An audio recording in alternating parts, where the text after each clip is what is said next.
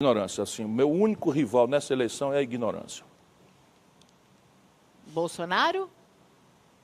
E os seus intérpretes. Na ignorância tem seus intérpretes. Mas assim, o que é que eu estou querendo dizer? O Brasil está exasperado, o nosso povo está muito machucado. Eu sou uma geração que ganhou todas na política. Então, eu acredito no milagre da política, mas a atual situação do país, o nosso povo está retrocedendo.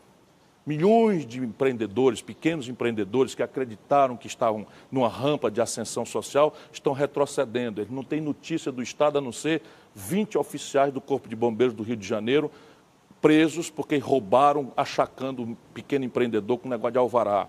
Essa é a realidade do empreendedor em São Paulo, essa é a realidade em Fortaleza, em todo canto. Então, o Estado virou um ruído para essas pessoas. E elas estão, então, presas, vulneráveis a serem presas dessas simplificações grosseiras, não é? Moralistas, xenófobas, e essa coisa assim, a mistura de violência que assusta a população, com corrupção que mostra que o estamento político, na sua centralidade, apodreceu e está pouco se lixando para a vida do povo, são conselheiros perigosíssimos. E a nossa tarefa é tentar, pelo exemplo e pela ideia, mostrar, olha, calma, tudo bem, é um mau momento, nós estamos juntos, estamos entendendo, mas a saída para negar essa política aí não é negar a política, nem ir para atalhos estúpidos que só vão piorar as coisas. É preciso achar o caminho. E achar o caminho com maturidade, com serenidade, com capacidade de se indignar com as coisas, mas passar disso além para construir coisas. Né? Olha, nesse programa especial com os presidenciáveis, a gente vai fazer uma mesma pergunta para todos e será uma única mesma pergunta, que é o porquê o candidato quer ser presidente do Brasil. Essa é uma pergunta que a gente vai deixar para o último bloco, vai ser a última pergunta que você vai responder. Então, mas já vai pensando nela. A gente convidou também Lula, tá na ponta a gente da convidou língua Marina aqui. Silva, a gente convidou, vem Álvaro Caiado, Dias. Ronaldo Caiado, Álvaro Dias, vem Bolsonaro, todos estão convidados. Todos os que pontuam, aparecem nas pesquisas, Parabéns o Alckmin, à emissora, até o Dória. parabéns à Rede TV que está prestando esse grande serviço ao Quem povo que você brasileiro. acha que sai candidato pelo PSDB, Alckmin ou Dória? Se o PSDB tiver juízo, e eu sempre me preparo para o adversário fazer o seu melhor. Embora o PSDB tenha feito besteira, venha fazendo besteiras graves nos últimos anos. Mas se o PSDB entender seu melhor interesse, vem com o Alckmin. Porque é uma espécie de direita votável.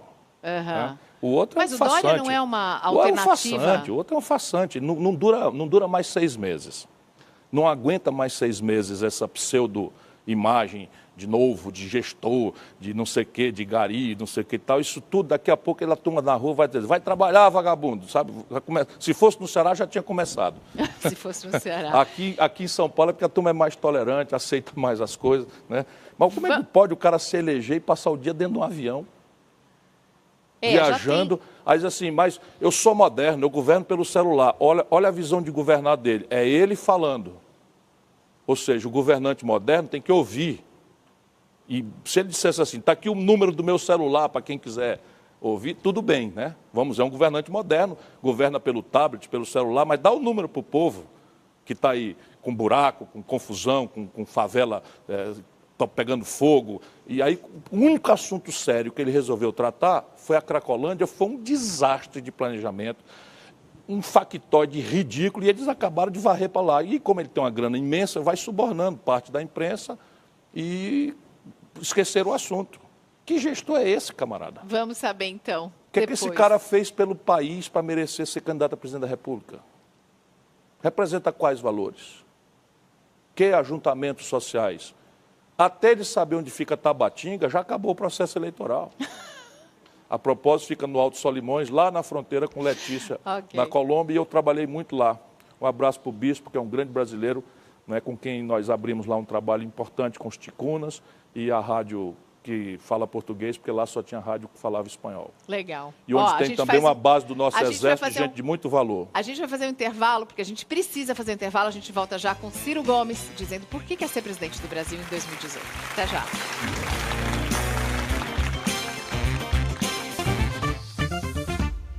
Voltamos com o programa especial com presidenciáveis. Nosso convidado Ciro Gomes, do PDT, pré-candidato, postulante, mas por quê? E essa é a única pergunta que a gente vai fazer para todos os nossos convidados aqui. Por que você quer ser o presidente do Brasil?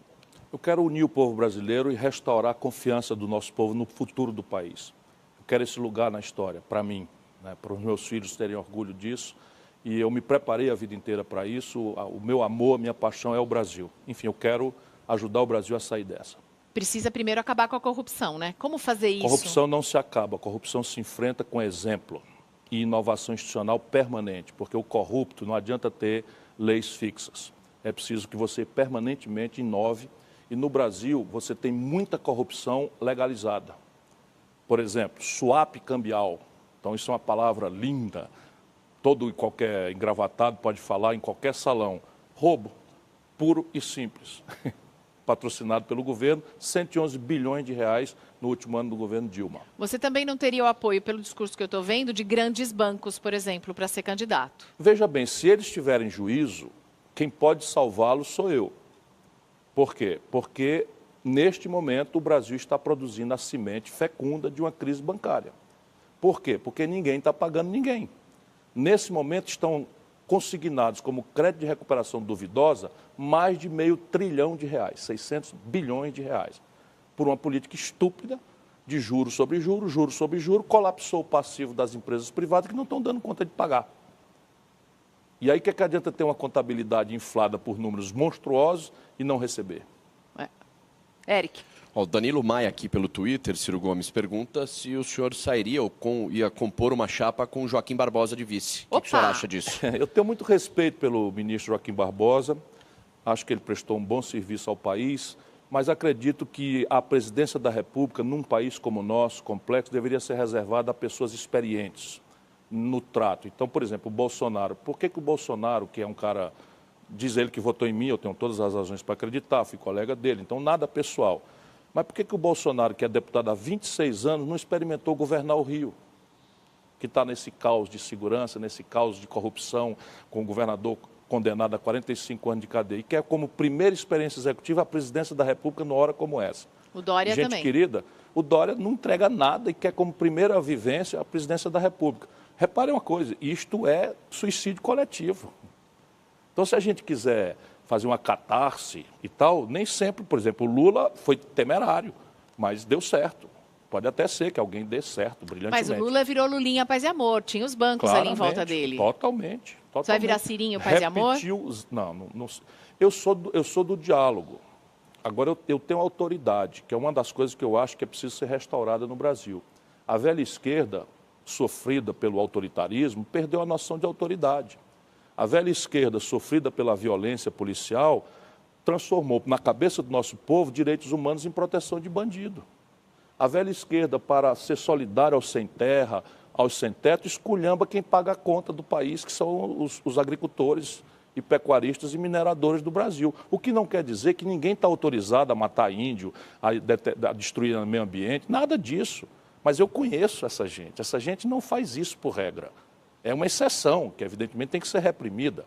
Mas o Brasil, hoje, tem um buraco nas contas de manufaturado, celular, computador, eletroeletrônica, química fina dos remédios, tudo importado do estrangeiro. E quem paga essa conta são os agricultores que acordam de madrugada e vão para o campo produzir em condições hostis e ainda tem que aguentar a esculhambação permanente, né, dos políticos do eixo São Paulo, Rio, Brasília. Ok. Eu conversei com o Ciro Gomes esta noite, ao vivo. Todos os candidatos que aparecem nas pesquisas estão convidados também pelo nosso programa. Eu agradeço ao meu colega Eric Klein. Obrigada, Eric. Obrigado. E especialmente a você pela participação nas redes sociais usando a hashtag. E ao Ciro Gomes, possível candidato pelo PDT à presidência do Brasil em 2018. Obrigada, Ciro. Muito obrigado a você, Mariana. Boa sorte em 2018. Vou precisar de toda. Obrigado a todos.